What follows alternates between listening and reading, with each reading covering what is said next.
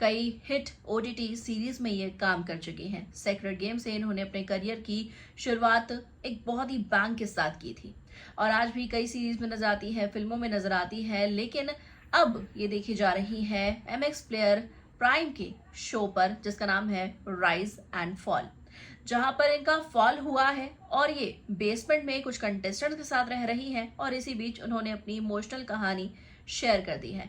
इसे इमोशनल कहा जाए एक, या फिर कहा जाए कि एक ऐसी लड़की जो शायद अपनी जिंदगी में खुशियां नहीं चाहती है या फिर कुछ बेवकूफियां कर बैठी है।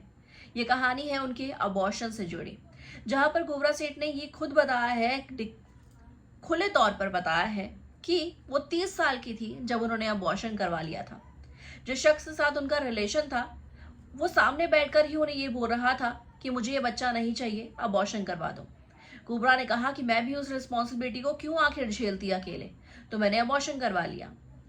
और कोबरा को इस बात का कोई भी गिल्ट नहीं है। उनका ये कहना है कि मैं जब किसी चीज के लिए तैयार थी ही नहीं और किसी और की रिस्पॉन्सिबिलिटी अकेले मैं क्यों झेलती, तो वही चीज मुझे बेहतर लगी।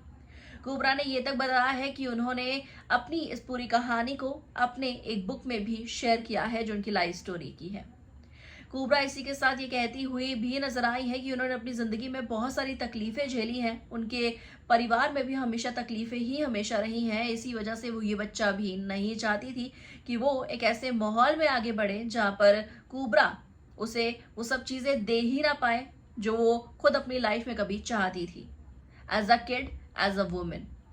अब ये उनका डिसीजन थोड़ा बेवकूफी भरा था कि 30 साल की उम्र में भी वो तैयार नहीं थी इन सब चीजों के लिए, या फिर समझदारी वाला था कि उन्होंने सही डिसीजन लिया कि जब खुद तैयार नहीं तो बच्चा कैसे पैदा करे। ये आप कमेंट सेक्शन में हमें जरूर लेकर बताइएगा।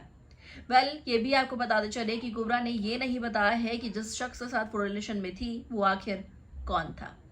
क्या कहेंगे इस बारे में आप सभी हमें कमेंट करके जरूर लेके बताएगा। वीडियो को लाइक शेयर, चैनल को सब्सक्राइब के बनाओ बिल्कुल भी ना चाहें।